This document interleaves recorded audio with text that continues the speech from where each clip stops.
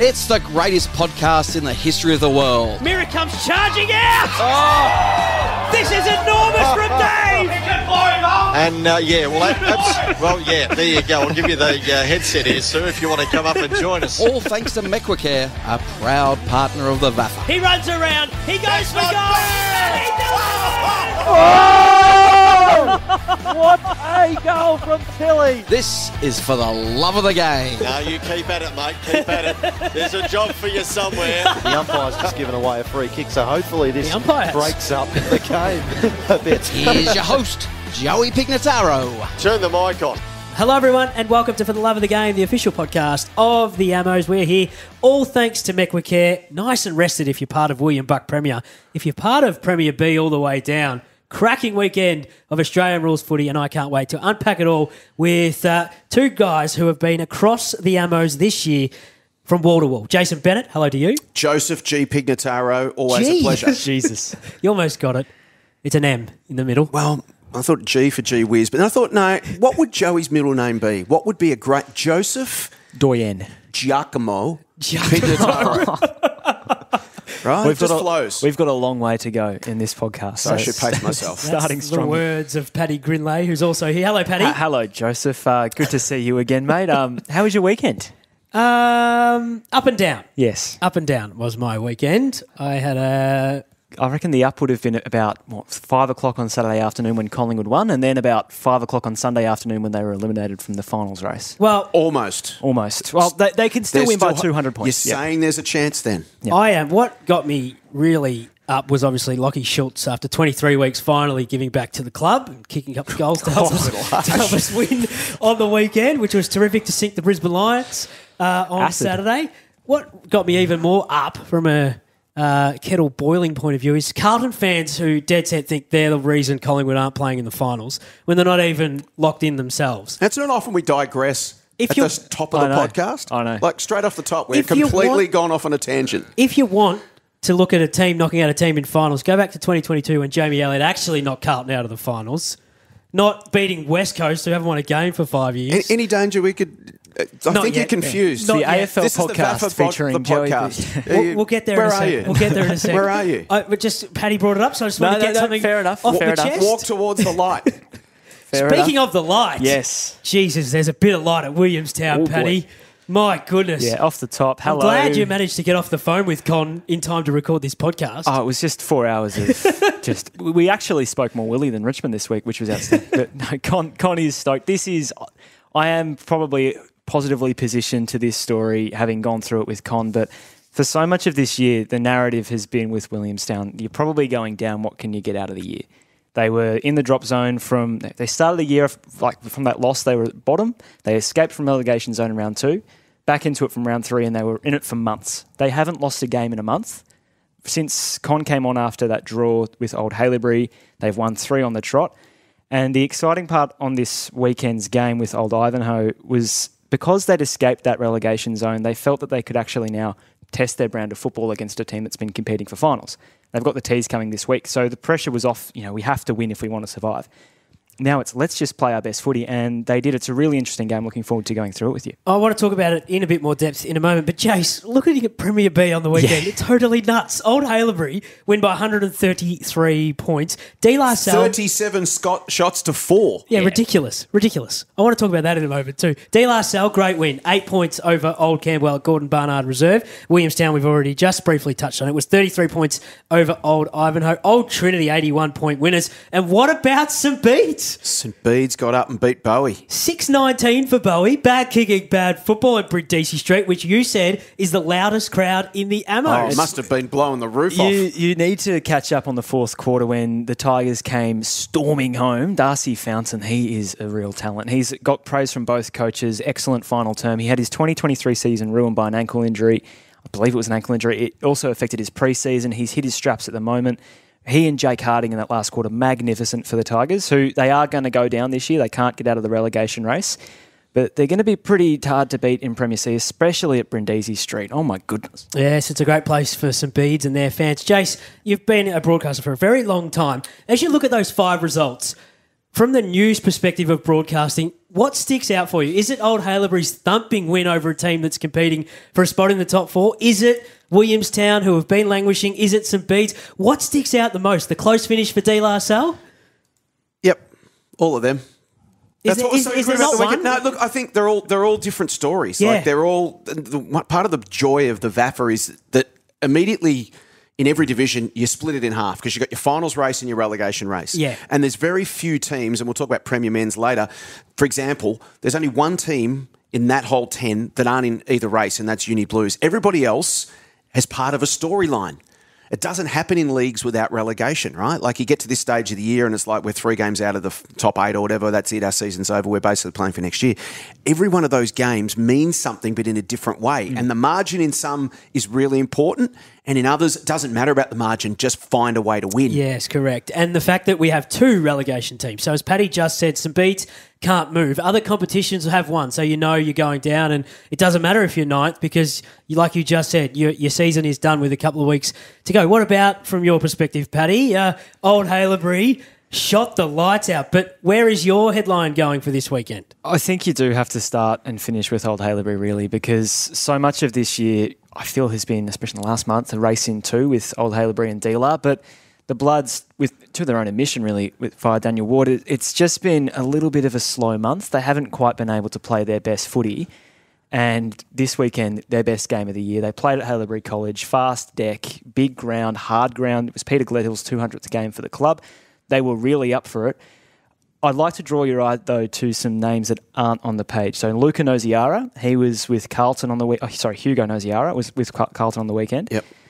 Andreas Stefanakis with Box Hill. Charlie Harrop, you pointed out the proper name on the broadcast a few weeks ago, Jace. He was with North Melbourne. They're going to probably get these guys back as well. So you think about the talent this team has. They're going to get Andreas Stefanakis back while Box Hill are playing in the finals? Well, they probably will at one stage. They'll get him this weekend because there's no Box Hill game. But you'd be thinking that these guys are probably going to start at one point filing into this team again, or they're going to have at least that selection headache. It's not something that's happened at Old Haileybury in a little while. Daniel Ward's saying it's a new challenge they have to deal with. They've had all these guys go through the midfield. One of those fellas was a guy coming back from Coburg, Luke Bailey, who had 51 disposals, if you don't mind, on the weekend. Wow. Harry Jones goes forward, kicks 6. Doris Seckel goes back. He's one of the best players on the field in any game as a forward. They put him behind the footy. He's 3rd best on ground without kicking a goal. So they're just humming. You look across those middle quarters, Jace, 13 goals to 1. It's an outstanding result. So what about Old Geelong? That's what takes that's the next question. So that loss for them is a massive one, both on the scoreboard but also in the context of the season, because they're half a game ahead of Old Camberwell, now in 4th position. And Old Ivanhoe are 1 game behind. Now, still 7%, so they're still, solidly there. But that rules out for them any chance they had of finishing top 2. And now they're suddenly fighting for survival. And when you look at Old Geelong's results over the last month, they had a couple of close games, and then they got to round 13. They won that by 49 over Grammarians. They lost by 23 to Old Trinity. They beat St Bede's by 71. They lost by 133. Like their win-loss, the gaps between them are massive at the moment. What's going on? It's an interesting one. But Nathan Brown, he was a little bit probably shell-shocked, as you'd probably imagine, but just felt that it was a boys v man game, a Prem B v Prem A game, in Honeston. He was impressed, I think, with his side's ability early to sort of hold sway a little bit, but it became pretty apparent pretty quickly that the Bloods' onslaught wasn't going to stop across those middle quarters. I'm a little bit less concerned than you would be with this game. Again, I don't want to draw the parallel to the AFL too much, but I do think there's a bit of Sydney getting done by Port Adelaide to the tune of about 20 goals a few weeks ago to this game. I just don't think Old Geelong got up for it. And when you look at the ladder, that Old Camberwell are the team that are dangerous here. They're looming large in 5th. But they have the draw, which means that Old Geelong, the percentage doesn't come into it. They lost 15% on the weekend. Yeah. Old Ivanhoe, they're down at 98%, so there's some 7% behind, which is going to be hard to make up, as well as a game. Well, Geelong have got Bowie and Dealer in the last 2 weeks, and Old Camberwell have got Old Haileybury and Caulfield Grammarians. Yep. So even if they both win one and lose one, Old Geelong still make it. Yeah, and that's kind of where I'm at a little bit with Geelong. They just need to now get through. It's obviously not the best preparation for finals footy to lose by the biggest margin that anyone's lost by in the competition this year in Premier B. You don't sound convinced, Joey. I'm interested in your argument, Joey, but I just feel that the Ogs have done so well this year. They've never played finals in Premier B before. No, they haven't. That's correct. I don't think they're going to be taking their eye off the ball after copping an Old Haileybury team that was at its absolute peak on the weekend. Finished 5th last year, 11 wins and 7 losses. So they're tracking exactly where they were 12 months ago. I sometimes wonder when it comes to Premier B, if you're not in the top 2 teams, whether the season gets big on you and they're just starting to run out of a little bit of steam. It's not to say that their year is shot by any stretch, because once you get to the finals, anything can happen. Like we just saw at the weekend, they could be up for the fight. The season gets big on you. You're saying that there's a more significant gap between Prem C and Prem B than you might realise, and the physical toll and the intensity of it across the course of the season, eventually the cumulative effect of that can bog you down? I am a strong believer and have had a number of anecdotal experiences over the last 7 or 8 years doing this and talking to the clubs that the biggest jump in the competition is from Premier C to Premier B, not from Premier B to William Buck Premier. We've seen a number of teams go up to A grade and stabilise for a couple of years, and they certainly don't jump right up quite like St Kevin's did from 2015 and then win the flag 2 years later. But it is easier, probably by 0.5% to get up to William Buck Premier from Premier B, but to do the next jump and compete in Premier B when you're coming from Premier C, and that has sort of been your ceiling, as you just said, Paddy. They've never played finals in Premier B. The top teams of Premier B are competitive and bloody damn good in William Buck Premier. So they come back to the group, as you're seeing here with Old Haileybury, who were 1% away from staying up last year. Yep. They're an A-grade football side. I think Nathan Brown said that to you, Paddy. His words verbatim were, this is an A-grade team. De La Salle believe that they are an A-grade football side. Old Trinity believe and know they are an A-grade football side. It was inside the last decade Old Trinity have played off in A-grade grand finals. Unfortunately, didn't win them, but those top 3 teams have a gap to the rest of the competition, and Old Geelong are heading up the rest of the pack, but I just feel like for the second year in a row, it's just got a little bit big on them. I think that, and we were talking about this throughout the season, about how this ladder sort of splits up where the groups are. I think now we've seen a very clear split in the last month, that from Old Haileybury and De La Salle to the chasing pack. Like, they are the top 2. So where's Old Trinity at then? I think are they capable of challenging them in September? Either of those top teams in September, absolutely. I just think that, as you've mentioned, like finals are an entirely different beast. I think Old Trinity, Alex Emery is an outstanding player. Hugo McGlashan, hopefully Christos Manasakis. They've got some outstanding names across the board, and they're very well coached. I think there's also a couple at Coburg who will be coming back. Yes, that's the other element. So this is the sort of unknown part, which I'm really looking forward to for finals, is that you're not really going to know until game day, and you look at the team sheets about who these guys have got. Old Trinity haven't lost a game since round 6 to a team other than Old Haileybury or Dealer. They've had a draw in that time, but since then, they've run the rest of the table. I think there's probably the 3-team chasing pack, Old Trinity, Old Geelong and Old Camberwell, I think is pretty clear. I think Trinity are heading that group up. What about Chelsworth Park? What's happening? What's happening to Old Ivanhoe? Yeah, well, this is a really interesting story. You're putting a line through them? I am. They are 2-6 at home, 7-1 on the road, Old Ivanhoe. It's a really interesting narrative. I think they've had the non-Gold Coast Suns. Yes, the inverse operation. I think they've had a year they'd be really happy with, considering the jump up from Prem C. You've noted that jump is hard to make. You talk about the Wellers; they were Div 4 and Div 1 rather back in 2022. I think they started the year really well. So much of the back end of the season, when things do get a bit hard and when the year gets a bit big on you, depends on availability. We've noticed it with Beau Morris and Caulfield, but Old Ivanhoe have probably flown under the radar. The amount of injuries they've had, the amount of young guys they've had filing through. An interesting narrative I noticed on the weekend was Archie Franklin, who I feel a bit sorry for him because we might have put him on the map a little bit. We did. He had some work put into him by Will Bockmer, who's an outstandingly talented footballer for Williamstown CYMS, who just made him work a little bit hard defensively. Bockmer kicking 2 goals. He was probably the fire starter late in that first term, where Williamstown got their back up a little bit, took control of the game through the second, and then responded to the Old Ivanhoe challenge late in the third as well. So I think with the Hoers, it's probably that sort of, they're with Williamstown in that sort of, they're behind the chasing pack. They're sort of a bit too far back now, I think, to contend for finals. I still think they've got plenty out of this year.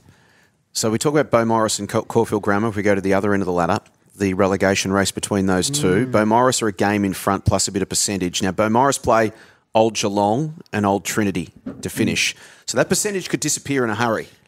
if Old Trinity get hold of them in the last round and if Old Geelong come out breathing fire this week after last week's performance, Caulfield have Old Ivanhoe and Old Camberwell.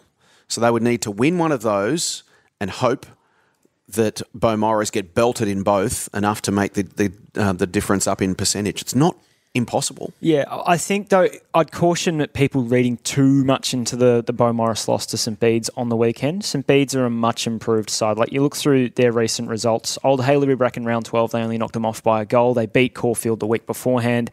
The week after that, in round 13, they copped it from Old Ivanhoe, and they also copped a bit of a belting from Old Geelong back in round 15. But they have been super competitive. They're really hard to beat at home, and they're just like Williamstown. They found their best footy late rather than falling away and just falling into the narrative that we're going down anyway. Who makes it? Bowie or Caulfield Grammar, and who drops down to Prem C? Where is that Caulfield Old Ivanhoe game being played at? Caulfield. Is that at that Charlesworth? Is at Charlesworth Park. Right. Well, Caulfield are going to win that game quite comfortably if you're talking about their record. I think Caulfield are going to find a win in those next two, and Old Geelong have to beat Beaumaris if they want to stay where they are in fourth, and I can't see them winning that last game against Old Trinity either. So I think Beaumaris are going down. This could be one of those, bit like Premier Men's last year, where it literally comes down to percentage on the final day. It could. So there's a 5% gap between the two, or 6% if you go into the but as you know, decimal points. That's not much in the scheme of things. Like, if the other team has a decent win and you have a decent loss, that percentage gets eaten up really quickly. Is there any potential of catastrophe at Williamstown that they lose their last two, Caulfield win their next two, and they fall back down? I don't think so. But just with Caulfield, they haven't won a game since round 5. I don't see them securing another one in this run home. I just think that they've lost too many players over the middle part of the season. Now that they're filing back into the team, they haven't quite got the fitness. Jasper Rouget won't play for the rest of the year because he collided with the umpire. He suffered a concussion and had to get some stitches as well. So he won't be playing for the rest of the year. They're going to get Ollie Ruddock back, who will be rucking for them. Was the umpire okay? I think so. I only heard a little bit out of it from my phone call with Guy McKenna. Pretty heavy collision. Yeah, so we'll be chasing up Division for that one. But I just don't see Caulfield securing another win. They're going to need to do it and then hope that Bowie get smacked a couple of times. I think we look at the situation with Beaumaris, 25 scoring shots to 20, but going down to St Bede's. I think that probably tells the story a little bit, and Josh Burke probably disappointed with the loss considering how hard the Tigers came in that final quarter, and they just fell away a little bit, the Sharks. I feel confident that Bowie are going to survive the shit. Just before we take a break, the last team that we haven't really discussed in terms of our in-depth Premier B discussion today is De La Salle. So they're sitting in second spot, and they're going about things very nicely. A comfortable 8-point win over Old Camberwell, away from home too, which is a great result. Yeah, it is. And can you have a comfortable 8-point win? Well, I think they can. At this point of the year, I think they can. Any win's a good win, but I'm not sure how comfortable that is. Well, this is the interesting thing, though. Trying to smooth over things with De La Salle. They were 3 goals up at three-quarter time. Oh, that's comfortable. I think this is the story, though, that De La has been a final quarter team, and it's the first time really that, in a little while, that a team has probably got them in that last quarter. So the Wellers probably having... Are you telling me cracks are appearing? Well, I'm not saying cracks are appearing. Fatiguing I'm saying that there are 3 weeks left in the year, and some teams, as we saw with Old Geelong, are just having those games out of the box where you don't play your best footy. And it was a 2-point game at the 27-minute mark of the last quarter. Okay, so that's not comfortable. Not particularly comfortable. That's not comfortable. But I think it's another feather in their cap that they've usually run away from teams in that last quarter. The Wellers pulled them back and they were still strong enough to hold on and take the game. Nathan Scolo, who's gone back this year after starting so strongly forward, decided he would wander down into the forward line, found some space at the top of the goal square, put through the sealer. What their final 2 games look like for the De La Salle boys and Old Trinity? I'm interested in that because there are 6 points separating those two, Paddy. Well, we'll start with De La Salle. They've got St Bede's Mentone this weekend at Waverley Oval. So win that and they're locked away for top 2, locked away. I reckon. So Old Haileybury already locked away in top 2, and then Old Geelong to finish. Old Trinity, this is the really interesting game. They have to go out to the Fearon Reserve to play Williamstown CYMS to hand them their first loss in over a month of football. That is becoming one of the more difficult trips in the competition.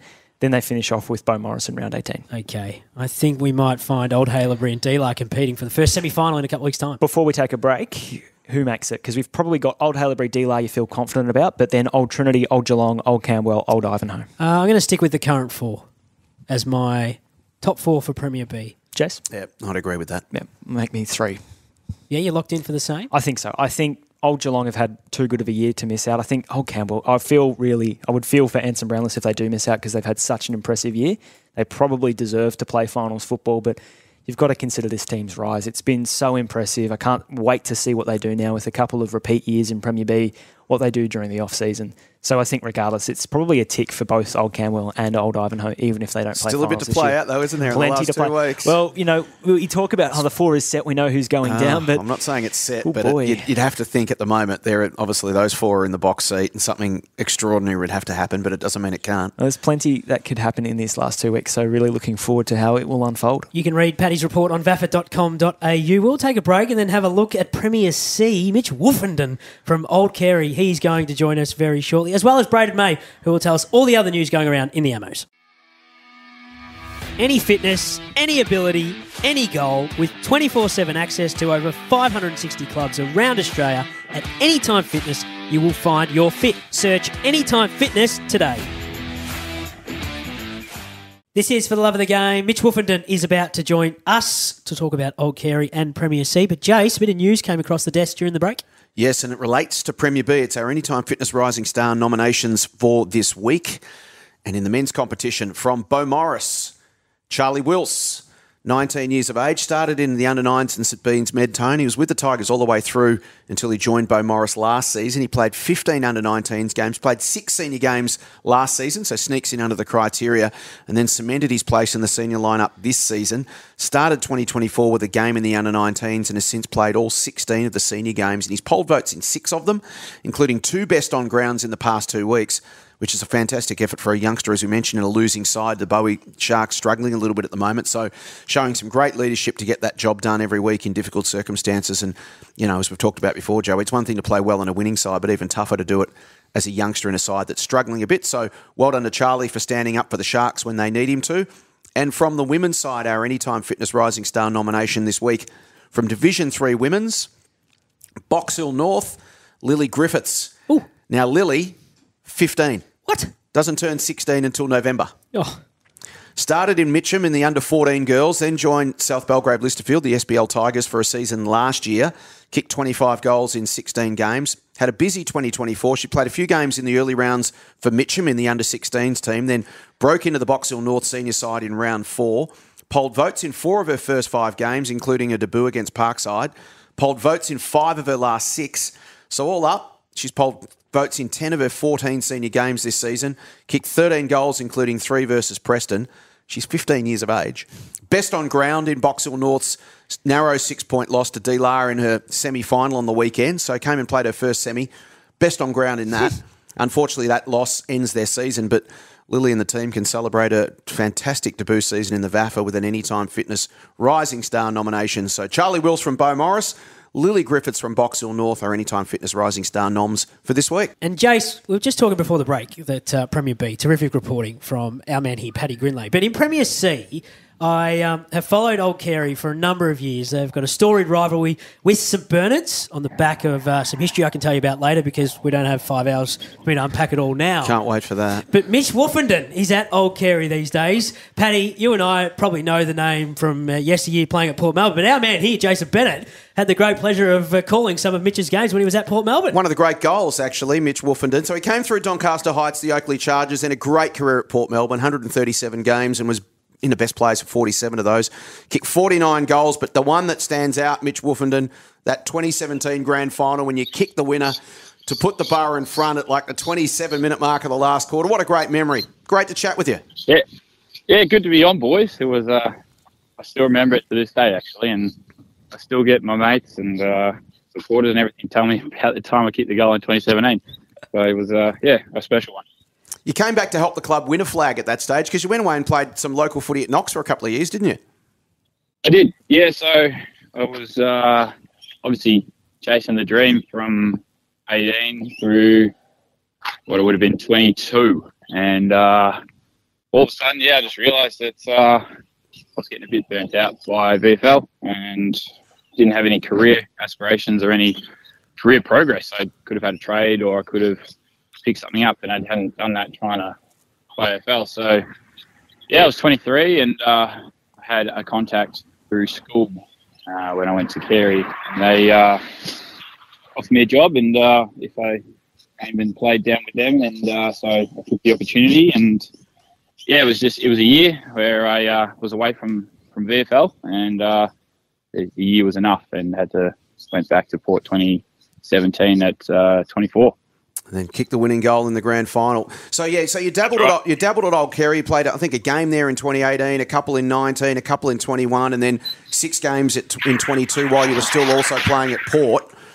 7 games last season, and this year you've really become a mainstay. 14 games, 10 best players, including 4 of the last 5, and you've kicked 26 goals. So it sounds like you're really enjoying your time down there. It's been a great season. It has. We, I was obviously went to Carey. And then when I was starting to finish up at Port, I was there full-time last year and just had a few things going on with my body, so I didn't play too many games. And then this year was not so much in the mids now, more moving forward as I'm getting older and letting the young kids now take all the hits and do all the running up the guts. And so I moved forward and been good to kick the goals and have, I guess, something different, a different role in footy. So it's been really good. And we're winning, so it makes life easy. What's the list like, mate? Is it just like you mentioned those young kids? Is it a lot of kids coming through from school? What's the demographic made up of? I'd say a good portion of our side is made up of 18, 19, 20. And those are the kids that have all come through the school system. And then we've got a bit of a gap. So we maybe have 2 or 3 that are around 24 that are playing in the seniors week in, week out. And then it goes to the group that didn't have as much success that are now 27, 28. And then there's me at 31. And, but the group is quite young. Yeah. So they're young and they're performing really, really well. So it's good to be a part of. Mitch, I love the turnaround when I look at the ladder for Premier C and see Old Carey at the top. I did mention at the top of this chat that they do have a storied history with St Bernard. So 2018, they played off against one another in the Premier B Grand Final, and then both sides went up to William Buck Premier, and Old Carey, I think, had 1 win for the year, came back down. They had the COVID year of 2021 where they only won 3 games, lost a stack of games in 2022, came down to Premier C, as they have done, and that's where they are now on top of the table. The culture around the place at the moment, the vibe, the fact that you've won 14 games for the year, and since 2018 it has been lean pickings. What's it like just on a Thursday night around the club at the moment? What's good? We have your Thursday night dinners, and the numbers have been really strong. The president is really happy. He gets up and has his spiel to pump everyone up for the week, and you do all your fines and all that sort of fun stuff. So the vibes are good, but the club hasn't forgotten how lean it has been in the previous 3 or 4 years, like you said. So we're not getting ahead of ourselves, but everyone is quite excited about what's going to go, or how we're going to go in this next month, and then what could be going forward. So as we say, winning does make everything easier. Winning makes the season go faster, and everything is just a bit more joyous. So the vibes around the club are really good at the moment, and numbers are strong on the track, and they can get a bit lean, obviously, during when it gets really cold. But now the sun's coming out and everyone's winning. Everyone wants to play finals. I love it. And there's one player who played on the weekend. He's actually your captain this year in Xander Adam. I remember running around against him, Jace. He's been there forever. Okay. He's been a stalwart of Old Carey. What's he like to be playing under, Mitch? He's your captain of your team. Yeah, Skipper Zuma, he's great. He one thing that really stands out about him, outside of his work rate on the field and his professionalism and how he treats his body and everything, is he's one of the best communicators that I've been around.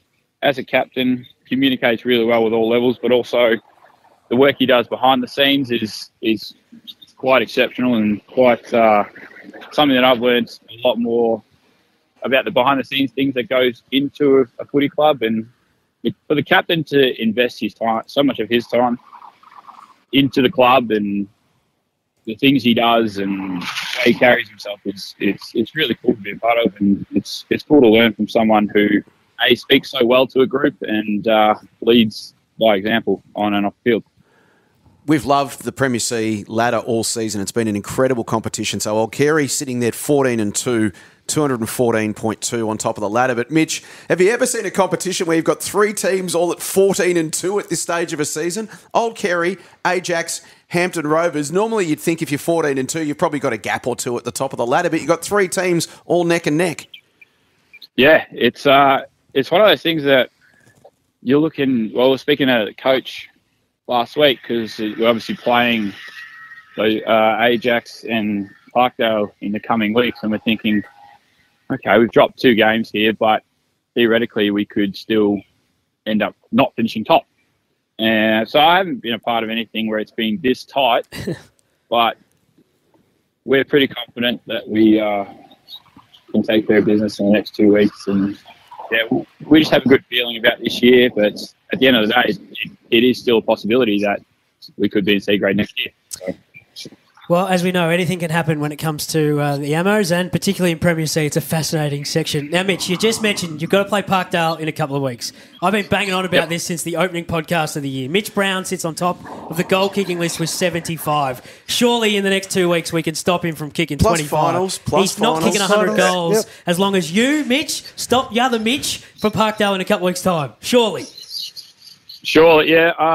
I'll probably be at the other end of the ground. Yeah, Mitch, I don't mind if you kick 10. Can you just let Mitch kick 9 or 8 or 9 at the other end just to shut Joey up? Would that be a possibility? Well, yeah, if I kick 10 and he kicks 9 and no one else kicks the goal. Yeah, I'm good with that. Then I'll be happy with that, and then everyone goes home and wins. So. Sounds like a plan. Of those 2 teams... Otherwise, I'll just, checks in the mail. I'll just be yelling stuff from the other side of the field. So. Of those other 3 teams that are, like the top 4's locked in, so we don't know who's finishing in what order. Obviously, anyone can finish anywhere in those top 3. Tell us a little bit about your experience and what you guys, have seen and what you've observed of, firstly, Ajax and then Hampton Rovers and Parkdale. Let's start with Ajax. What are they really good at? It's funny because we played them, it might have been round 2. And that was probably our poorest performance of the year. We didn't really know where we sat as a group, and then we ended up getting a hiding from them. So that's a funny one, and I'm excited to see how we go against them again. But they're a group who, are speaking of the coaches, they've been together for a while, so they've all played footy together for 6-7 years. So they know what each other does. They're obviously senior players and senior boys, so they're physical, they're big. I don't know how they'll play on a ground as big as Dunshea, but at their home ground they're very good, and they certainly gave us a hiding when we first played them, but we're excited to get that one back. It's conceivable, Jace, that they play each other in round 18 and then the first weekend of finals. So yeah, absolutely. Do you play your race card in round 18 or do you wait a week? Oh, I think you need to make it, don't you? You just want to make sure, because there's 3 in the group. Yeah. If it was the top 2 and it doesn't matter whether you finish first or second, but finishing third's a big difference. Then Hampton Rovers in round 12, that's the other game you guys lost this year by 47 points. What did you make of your experience with Hampton? Well, we knew what to expect from them because they're a good defensive side, and it's sort of we're probably more of a transition, open the ground up, and a hard running side, whereas they probably like to keep it in tight and move like a contest to contest type of game. So, I mean, the weather out there was hammering down with rain and it was miserable all day, so it sort of favoured them, and we played into their hands. But we know what to expect from Hampton. They've got a lot of good players. Well, they don't. In the next 2 weeks, they've got no Christian Carnival. So the news has come through. Oh, okay. He has been suspended for 2 weeks for a rough tackle. So he's out until the finals. Yeah, right. That's correct. So you guys have got Parkdale and Ajax the last 2 weeks. So in a way, your finals really start now, Mitch, don't they? You've got you certainly don't have an easy road in, but in a way, that can be a good thing. Yeah, I think so. I think it's it allows us to sharpen up and sandpaper off the edges, get into a finals-like intensity for the next 2 weeks, and then, assuming we can finish in a good position, we win one more game and we get a week off and off to the granny. So it's going to be a hard block, but I think it will prepare us well rather than playing some of the lesser sides. Speaking of sandpapering off the edges, what do you do during the week? And give your business a plug. Modern makeovers. So I'm a qualified painter by trade, painter and decorator. And what we do is we'll come in, we've got a small team, and we'll do all the cosmetic works for your house. So we'll come in, and if some carpentry needs work, we can repaint. We'll look at your flooring and your carpets, so whether that's floorboards or carpets, all the cosmetic stuff that someone may need if they want to freshen their house up, or if they were looking to sell, or if they've got people moving into a house. That's what we do. You know, he's going to give Mitch a call straight away. Brendan McCartney. He's going to need his new coach's box office repainted at Port Melbourne. Mitch, have you caught up with the news that your old club's got a new coach now? I did see that. I just saw it on Facebook yesterday, Brendan McCartney. And that's a good hire for them. It's great. And then Hurdy. Yeah, James Hurd is the director of coaching down there. You got enough offices at ETU Stadium? Yeah, Hurdy's joined the team as well, so he and Brendan are going to kind of work in cahoots down there, which is great. Well, Mitch might come back for a third time. Oh, they might have a nibble at him. They might be calling him. 32 years old, forward pocket. You're never too young, Mitch. You're never too young. Or old. Mate, congratulations on what you've achieved so far this year. If you can stop Mitch Brown for me, that'd be fantastic. Oh. But if Old Carey are there on grand final day, that'll be even better. Thank you for joining us on For the Love of the Game, and we look forward to catching up in the finals. Appreciate it, boys. Thanks for having me. Great to catch up with Mitch Wooffindin, and as I mentioned, awesome to see Old Carey at the top of the tree in Premier C, but they're closely followed by Ajax and the Hampton Rovers. Brayden May going to join us very shortly, talk a little bit more about the rest of Premier C, but Paddy, we did mention that Jace called that goal for Port Melbourne in 2017. I think it's just on a loop at ETU Stadium, that last passage of play. I think it might be a few people's ringtones as well, considering it was a bloody good call. I think I was at that game, actually. That was the Ben Lennon you would have been. After the siren miss. It was a good year to be a Richmond supporter. Well, let's have a listen. Game of footy. Let's have a listen to the call for those who somehow haven't caught up with this. Tackle off to O'Sullivan. He's run down. Magnificent run down tackle. Play on the call. Templeton from 51 metres heads goalward. Bouncing ball. Pearson will get there first. Gathers under pressure from Moore. Brings it inboard. Wooffindin!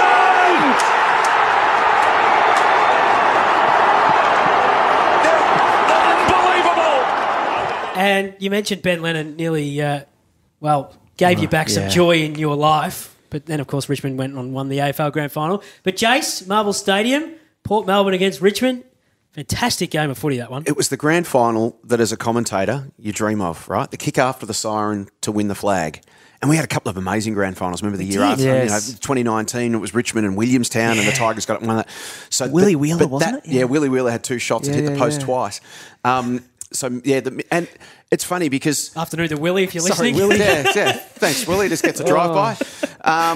As a commentator, you have those moments in your career when you call something, it's a big mark or a big goal or a big moment, and you feel, it's a weird thing, but you feel a connection with that player.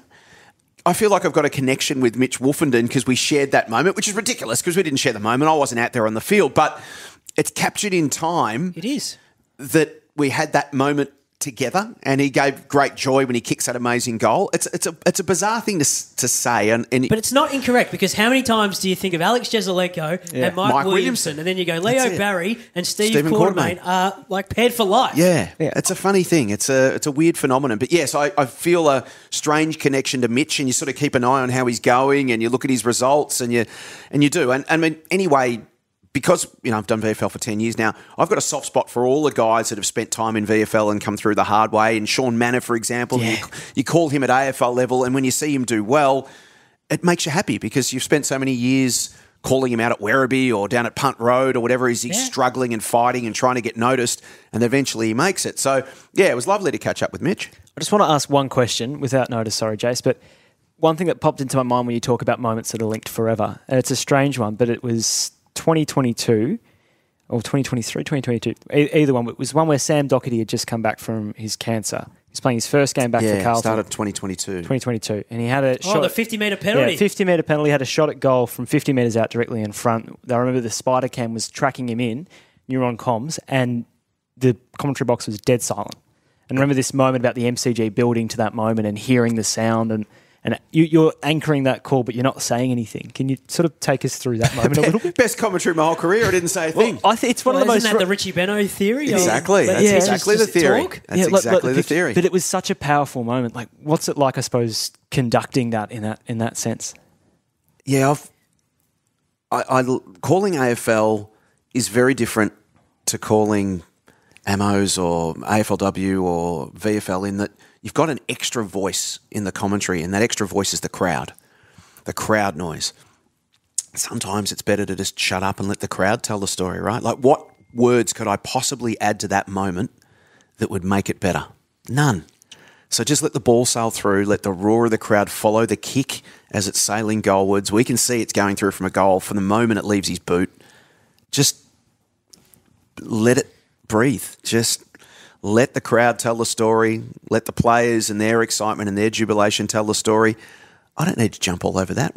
How can I possibly make that moment better? There's no words in the English language that I could say that would make that moment any better than it was. And the other thing I always think about is I want to try to replicate for you sitting at home on the couch what it's like to be here at the MCG in that moment. And the best way to do that is just be quiet, because it then feels like you are actually at the MCG. You're hearing the crowd roar. You're swept up in the atmosphere and the emotion of it all.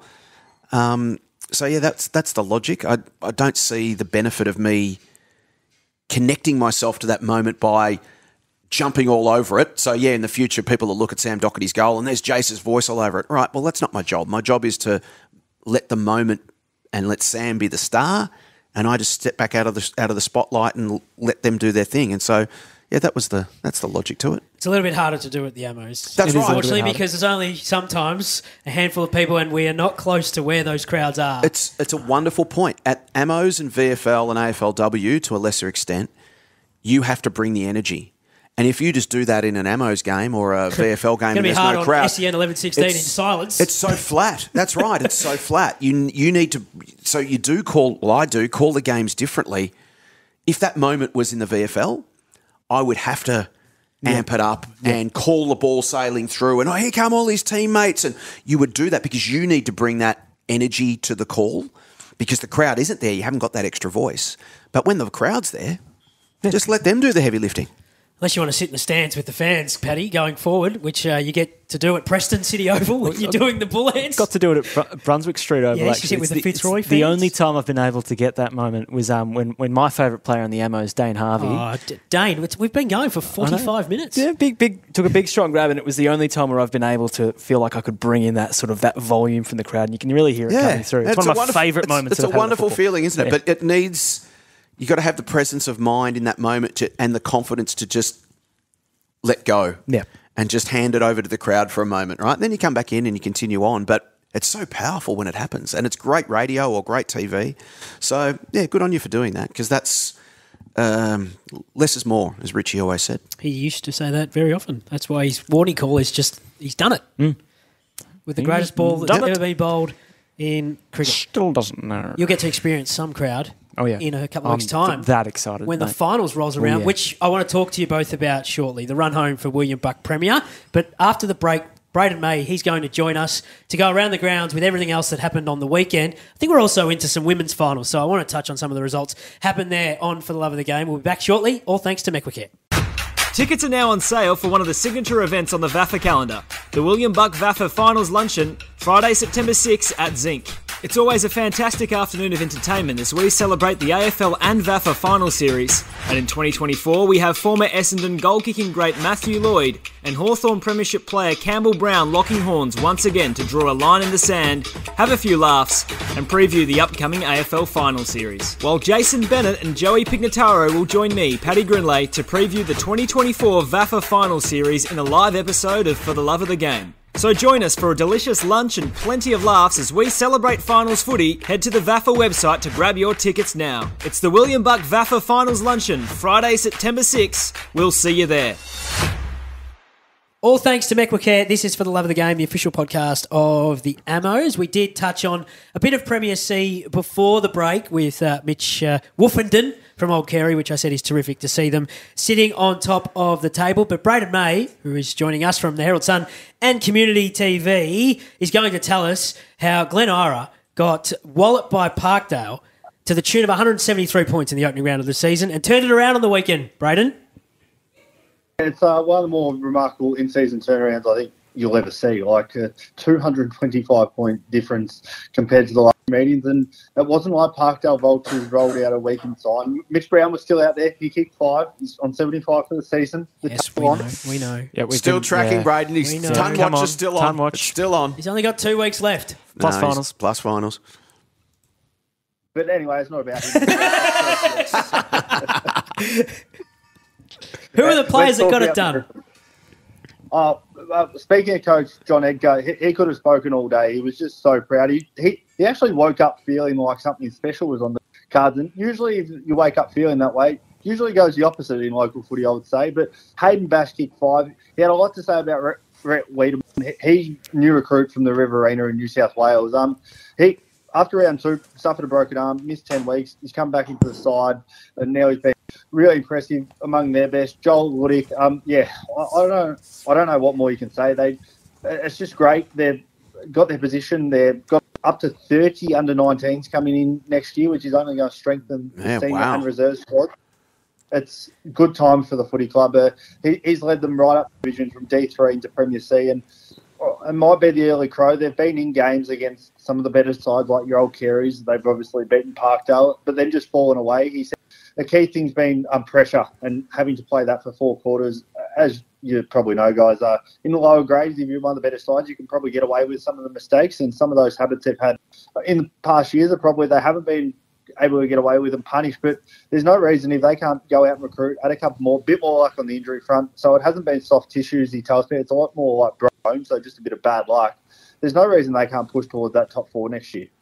And it's so important, isn't it, Brayden, when it comes to player retention in local footy, you've got to be able to sell the dream. You've got to sell the vision that this team's on track, it's heading in the right direction, stick around, be part of something special here. We could build something over the next couple of years. Like, that's everything. If you don't have that, players just lose interest and go, look, I'm going to go play somewhere else. So when you're getting belted, particularly early in the season, guys start to look around and just think, oh, geez, I don't know, is there a future here for me? This isn't much fun. So to be able to build in the back end of the year and have wins like this, it's a bit like when you play golf and you have a terrible day, but you make birdie on 15 or something. It's enough to keep you coming back for the next time. Visceral memory from you, Jess? Most definitely. And I think the key thing is with a lot of these under-19s kids is that they're the old-fashioned one-pointer, and just how important that can be in your recruiting flexibility. You might be able to bring in a couple of guys that are worth a 3 if they want to challenge themselves at a higher level and things like that. That's the key these days. You can bring in your 4 or 5 pointers, and with guys that might have some VFL experience that can help teach these young guys, because there's only so much a coach can do from the sidelines. I was going to go with the Hampton Rovers as the next piece, but they've had another win, so nothing to really pot the peacock about, unfortunately. Did they kick straight? HQ. Well, they've actually gone 12-13, so I'm not sure whether you tell you what you can pot the peacock about. Yeah? The news Jace broke a bit earlier on. Christian Carnival is not going to play for the next couple of weeks. Suspension. That's a big blow for the Hampton Rovers. Second time he got suspended this year. Of course, remember the first one he beat at appeal. They're not going to appeal this time because, of course, the danger is if you appeal and lose, it ends up being 3 weeks and end up missing a final. Yeah. So I think they've just decided to... Do not underestimate how big that is for Hampton. Yeah, that's significant. So the Rovers in the last 2 rounds have got Glen Ira Old McKinnon, who'll be coming in with nothing to lose again, just feeling like this is a free swing for them. And then they finish with Oakley Braden. So, that we've talked about Premier C at length today. It's just going to be a fantastic final series. Those top 3 teams in particular, impossible to split them. As we look down at Div 1, what can you tell us about Div 1? Yeah, so this is key. The Parkside win over Ormond, 44-point victory, which is going to rearrange the top part of the ladder. Brayden, what's gone on here? Yeah, well, they're leading the race for the double chance now. And as you touched on, it just becomes so much more important because if you can get the double chance, you can maybe flirt with the idea of playing some guys at probably 90%, maybe even 60, 70% from the coaching point of view, just because you've got that opportunity to play again if you are unfortunate to get beaten. But yeah, they beat Ormond in this division. It's just so unpredictable, and it's one of the more enjoyable ones I think we've spoken about this year. Parkside have won their last 4, almost flying under the radar. Now second, it's going to come down to the wire in the last round of the season. Well, they're taking on the old Yarra Cobras this weekend. But from a relegation point of view, you've got Therry Penola and West Brunswick fighting it out. Now, there's a game between them, but percentage is in favour of the 9th place West Brunswick. Unfortunately, they've got to take on ladder leaders Paran in the final game, and Therry are going to take on Preston, who had a draw on the weekend, Brayden. Yeah, and it was enough to guarantee Preston some safety, and it'll be interesting what sort of attitude do the Bullants rock up with. At the end of the day, they're only human, the job's done, but you always want to go out on a high. It's an opportunity to set them up for next year, especially if they can come away with a win. But theory would be, I think they'd be confident. It's worked out in their favour, the fixture, based on how everything's happened. But again, as we just touched on, anything can happen. Don't be surprised if West Brunswick go to Paran and spring a surprise as well. Paran are obviously sitting 3 games clear, can't be knocked off top spot. Do they rest half a side? It's one of those things. But again, does the coach flirt with form? Yeah, I'm not so sure they'll be flirting with form, but I can imagine there'll be a strong contingent of West Brunswick fans heading out to that game on the weekend. Talk about relegation. It's even tighter in Division 2, Brayden. Bulleen, Wattle Park and Aquinas. There is 2 points separating Aquinas from Wattle Park and Bulleen, given the last teams, 9th and 10th, had a draw amongst them. And percentage is probably not going to be a factor here. It's not really going to matter. It's more about the result. Yeah, most definitely. And unfortunately for all, they've been in a difficult position all year. They're all going to play finals contenders this weekend. So on paper, you probably wouldn't expect them to get it done. But as we've seen, this division, a similar Division 1, just strap yourselves in because anything can happen, because these games are going to have not just impacts in the relegation battle, but also the finals race. Bulleen Templestowe welcome Whitefriars, who have slipped to 4th, while Hawthorn welcome Aquinas. So the results of those games may well just determine who goes down. And Hawthorn have kept in touch in the race for the top 4 at least, because they're only within half a game now, aren't they? They had a 24-point win over Whitefriars, and given Whitefriars had just belted the league leaders a week earlier, Brunswick, that's a great win for the Hawks, and suddenly there's life in their season as well. Most definitely. I think I need to stop talking to a few of these coaches, because once I speak to them, they seem to go out of form. The BRAYDEN MAY curse. Hawthorn kicked 15-26. This could have been anything. So that just, to me, just dominated this game of footy, especially after halftime. They're actually leading down by 3 points at halftime. And just, again, we've spoken about them before. On their day, they are very good. And if they sneak in, they're probably the side you want to avoid if you do finish in 3rd, where South Melbourne districts currently are. They've won the last 4 on the trot, haven't they, Brayden? So you're right about the form. And just going through the scoring shots in this game, so Whitefriars 27 scoring shots, Hawthorn 41. So clearly everyone's got their kicking boots on. And the Hawks play, as you mentioned, Aquinas, and Whitefriars play Bulleen Templestowe in the last round. So, as you said, percentage not a factor because there's a half game in between them. So really, just Whitefriars just need to take care of business and they get there. Potentially, but you want to look at it. Brunswick are taking on South Melbourne. Hello. Now, there is a 21% gap, but if Brunswick want to go into the finals with a thumping win and somehow Hawthorn have a thumping win, South Melbourne might be the team that misses out. Imagine being 20% clear in a game in the last round and missing out. Surely not, Brayden. Surely not. Now, that is one for the archives to go and find if that has ever happened. I can't see it happening. Brunswick, I don't know. The conditions were okay on Saturday, I thought, and they only just got the better of Melbourne High School Old Boys. So they're a bit up and down at the moment. But as you said, they're going to want to straighten things up before the real stuff starts next week. I tell you who won't be taking your call, Brayden, the coach of South Melbourne, giving you a coach killer. That's true. Block that number. You'll be struggling to get hold of him this week. What about in Division 3, the final section of the men's competition? Yeah, well, the top 5's obviously locked in. Richmond Central snuck it up into 5th. They've actually caught my eye. Look, all of a sudden, they're 2 games back of Canterbury in 4th and Powerhouse in 3rd. They're not, obviously not going to get the double chance, but they've just come from nowhere. We spoke a few weeks ago, the top 4 were pretty clear. We had them as contenders, but Richmond Central are starting to play some nice footy at the right time, and stranger things have happened, but obviously the double chance is going to come down to the final weekend as well. And due to the imbalance of the buys, I think top spot comes down to the old match ratio system this weekend, which has North Brunswick currently on top, but they have played 16 games, and St John's with 15 games in second, a far greater percentage, and have kicked over 500 more points than North Brunswick as well. Good to see in this section a couple of new teams that will feature in finals. Last year, Albert Park and Box Hill North were part of that mix, but unfortunately they're not going to be featuring in 2024. What are you writing about this week, Brayden, as we let you go? Yeah, a bit happening. Obviously got a massive preview of the what is looming as the grand final preview in the Premier Women's competition between St Kev's and Kew. And yeah, we're just checking. Williamstown CYMS, going to have to catch up with them. I'm sure you boys touched on them. What a back half of the season they're having. They got some young kids, and if they keep that group together, I think look out BAFA in the coming years. Yeah, so Premier Women's this week, our community TV doubleheader from 11:30 on Saturday is Old Scotch versus St Kevin's. Ooh. Second versus first. Great rivals down at Camberwell Sports Ground. That is going to be fantastic. And as you said, Brayden, may well be a grand final preview. I think those two teams have had one loss between them for the entire season. It is going to be an unbelievable game, that one. It's going to be a cracker, and I think the key becomes, will the coaches give too much away, or will they be trying a few different things and keeping their tricks up the sleeve? It's always interesting when you play these type of games late in the season. Well, it's different this time, isn't it? Because these two have kicked clear of the field. And as you said before, Joey, you said, do you rest someone? But that, if there's three teams fighting for two spots, you don't take anything for granted. Surely,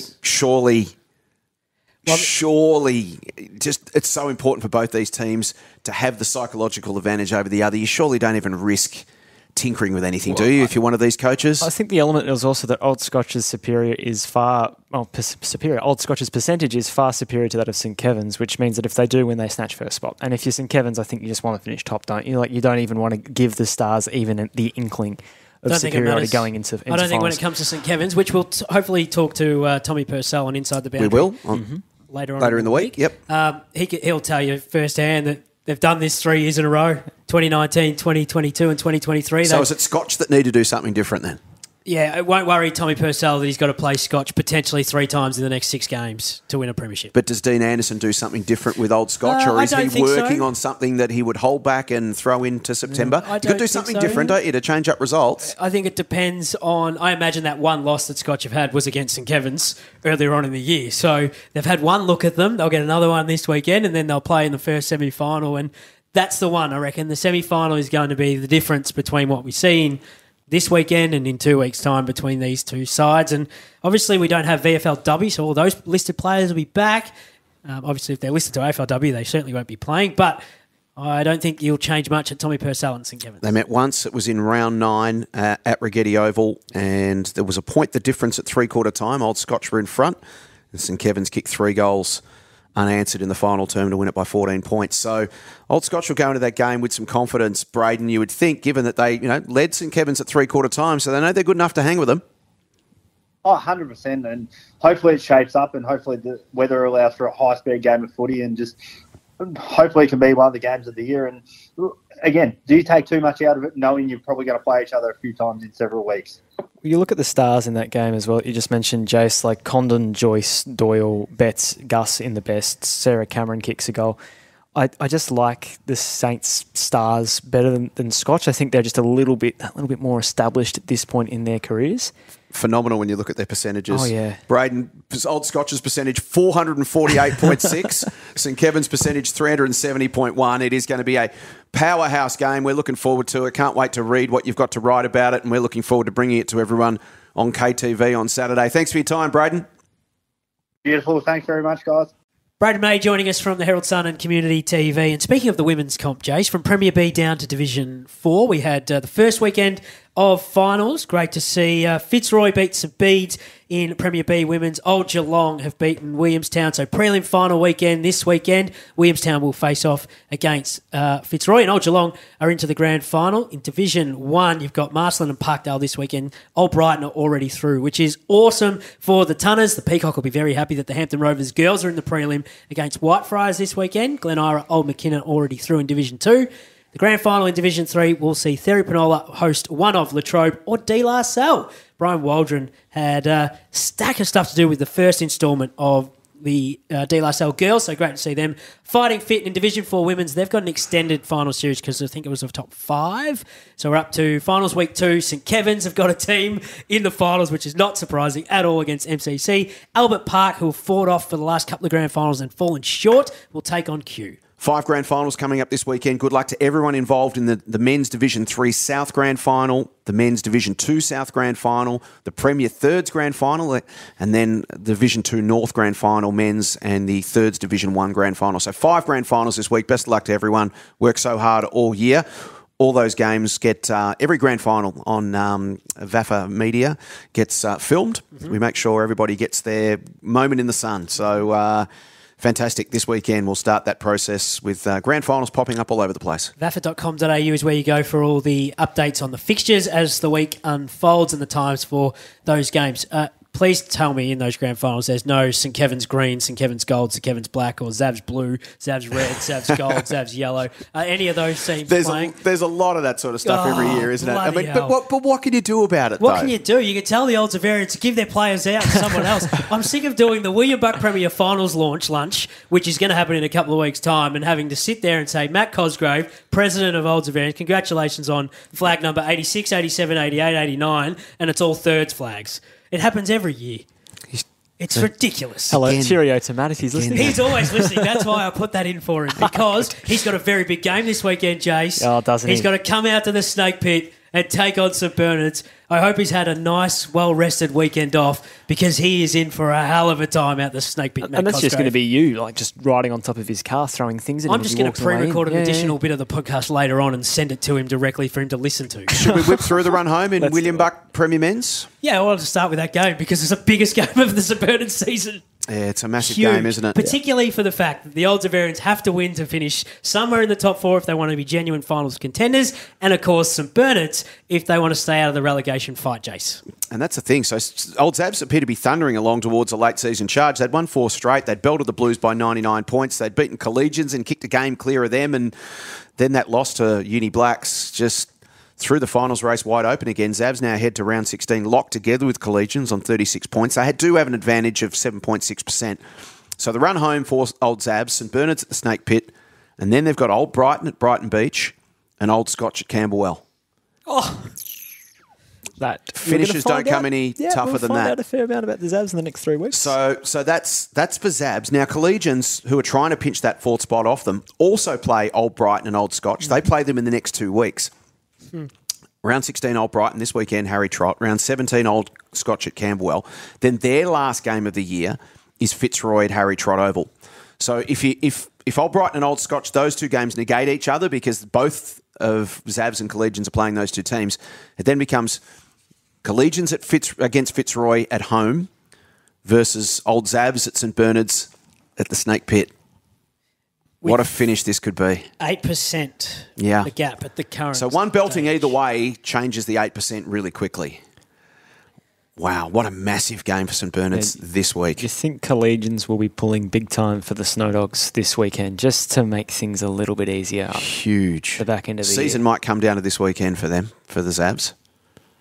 It might. It might just come down to that. Can I just get in St Kevin's last 3 weeks? Because we touched on this last week, the fact that obviously the horrific injury to Michael Pisker, and there was an update from his mum, Alexandra, on the GoFundMe page, and we still encourage people to go there if you have got any funds to donate to the ongoing support that Michael needs. But from an on-field perspective, and I did touch on this, the back 6 looks a little bit different without him there. They look a little bit unsettled, and Old Scotch got the better of him at the TH King. Their spot in second spot now looks vulnerable. Yeah, Jace. it does a little bit, because that loss not only allowed Old Brighton to slip a game and a half clear, so you'd think the Tunners are going to finish on top with 3 to play and they're a game and a half clear. It would take something pretty special for them to fall over. But you're right, it allowed the rampaging Cardinals to close within half a game. So Scott have now got no margin for error if they're to avoid slipping to third and copping that cutthroat first semi-final. They've got 2 tricky assignments. They've got the Blacks at Melbourne University Oval, and it's tricky suddenly because the Blacks just showed last week what they're capable of doing. So they're going to come in with some confidence and a feeling of, well, here's a chance for us to make a statement. Then they've got St Bernard's. Now, St Bernard's is at TH King, and then they finish with Old Brighton at Brighton. So it is absolutely huge. So if the Snow Dogs, if they can get past the Blacks and St Bernard's, And it comes down to the Brighton game. And the Brighton, it could come down to that game against Brighton, potentially with the Cardinals still breathing down their neck and ready to pounce should they not get the job done over the Tunners. And you look what Scotch have got coming as well. So Old Melburnians at Elstonwick Park this weekend before they go out to Camberwell Sports Ground. They host Collegians. I probably have them with 2 ticks there, to be frank with you, before that crunch game. I've got the ticks against anyone right now.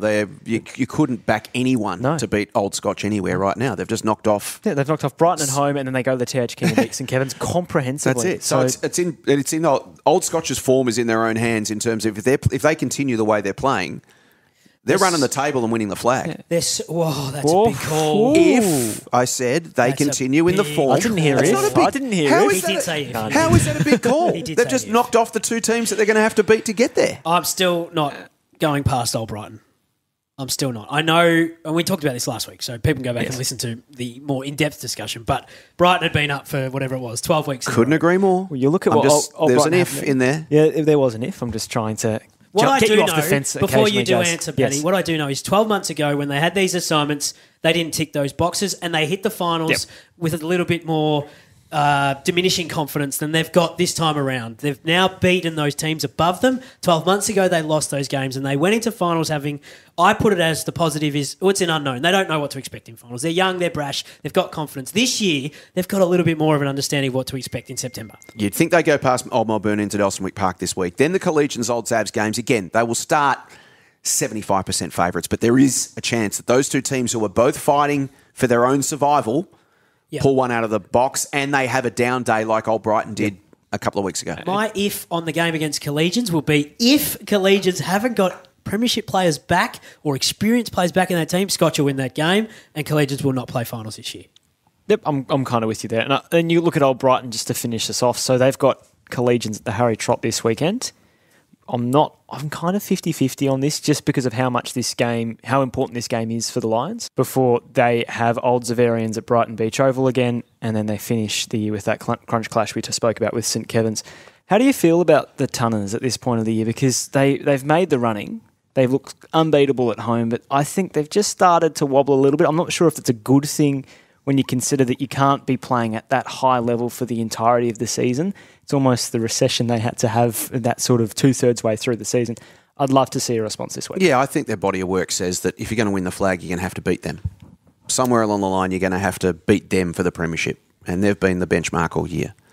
So the exciting part is that you look at St Kevin's and you look at Old Scotch, and it is possible that they could beat them. It's going to be a great September.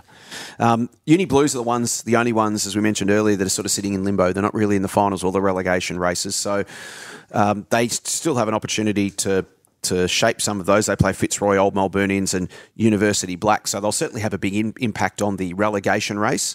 But then we talk about Blacks and they sit 1 game behind Uni Blues. Now, they won't be complacent, though. They'll be keen to keep their momentum rolling.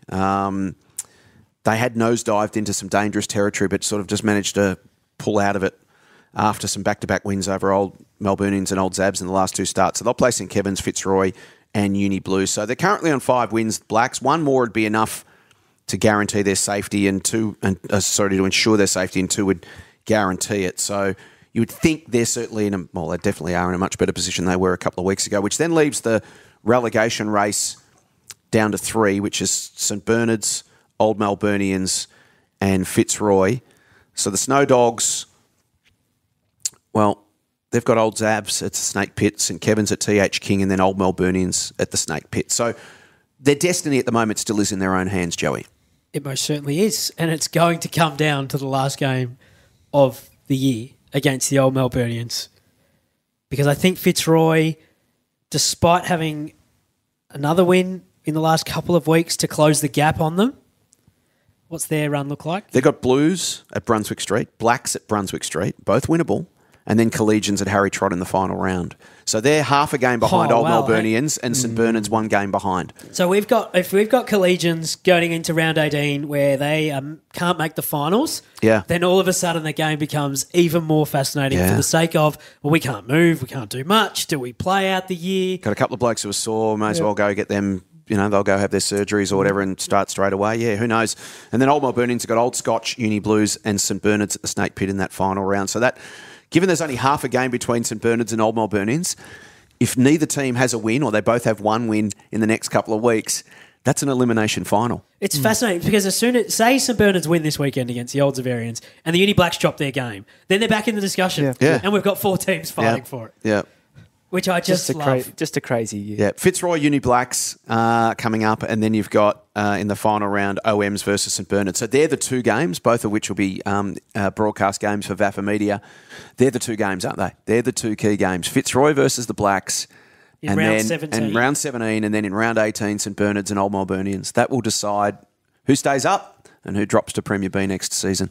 In the same weekend where Old Brighton will be taking on St Kevin's. At the other end. And Old Scotch are playing the Old Xavs. Yeah, it's a great, just fantastic work. It doesn't always work out this way. I have always been an advocate for the fixture's just a belter this year. Playing at the same time like we are in the final round. But what I would love to be able to do with a weekend like this is go Friday night, Saturday afternoon, Saturday night, and Sunday game. Yeah. It's because I would love to be able to go to all of these games in the final weekend. Before we get into tips, I think if St Bernard's win this weekend, I don't think they go down. I think if they win this weekend, like I'm not saying that other teams will put the queue in the rack. I just think they're too far away for the Old Melburnians to get them back if they go clear. If Old Melburnians do, as we expect, lose to Scotch. Yeah, you feel like if Blacks or St Bernard's can just pinch one more win, it probably makes them safe. Yep. But if they don't... Keep your eye on... and you'll know this, Jace, given it is wildcard weekend in the VFL. There are players like Campbell Lane now available. Yeah. Collingwood VFL. Yeah, that's Jackson true. Hately is aligned with St Bernard's from Essendon.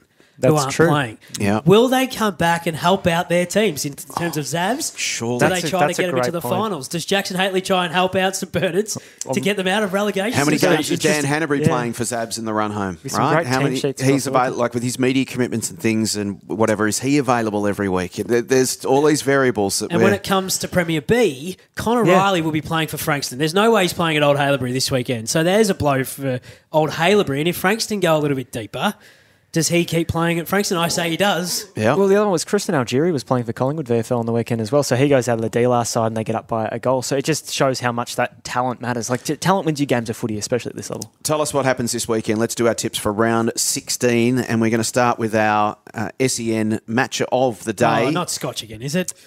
Uni Blacks versus St Kevin's at Melbourne University Oval from 2 p.m. Blacks and St Kevin's. Blacks coming off back-to-back wins. St Kevin's feel like they're building again. Anyone mount a case for Blacks? I can mount a case for them, but I think the bye has come at a really opportune time for St Kevin's to reset after what they've experienced in the last 3 or 4 weeks. They would have had some pretty intense discussions, I reckon, over the last fortnight, and they'll come out and win this game of footy. Yep, I'm pretty much verbatim what you said. I just think that this game means so much probably to St Kevin's now that they've got through that really tough period. Like as a playing group, they've been able to navigate the storm a little bit. Not the results they would have wanted on field. Now it's time they show us what they're made of on field. Collegians Old Brighton, 2 o'clock, Harry Trott. I can't say what I said about Old Brighton before and then go and tip Collegians in this game. So Harry Hill, Tom Fisher, you're on notice. Get over the line at the Harry Trott. Old Brighton for me. Fitzroy Uni Blues at Brunswick Street. You go first. This is your teams. In fact, your teams, both of them. Fitzroy win this game. Yeah. It's the Paddy Grindlay Cup. I think they win this game, and I think they win it comfortably. You know Fitzroy win. You know what? I agree with him because cat amongst the pigeon sort of stuff is what we do here on For the Love of the Game. So let's go Fitzroy. So if Fitzroy win this game, they jump potentially over Old Melburnians and they join St Bernard's on 16 points. Well, we haven't tipped for St Bernard's yet. If I said I did say potentially. I've always got a caveat in there, Paddy, don't I? Mr. Splinters. Old Melburnians versus Old Scotch, Elstonwick Park, 2 o'clock. Natty and Sats go up against one another. Maybe for the last time. This is not the Australia Cup game. They happened earlier on in the year. Old Scotch to win this game of footy, and it's good that they'll get a look at Elstonwick Park 2 weeks out from finals. Yep, spot on. St Bernard's versus Old Xavs at the Snowfields. Please. This will be a canter. Really? Old Xavs by how much? This will be an absolute canter. Old Xavs will be embarrassed at St Bernard's College on the weekend. Embarrassed.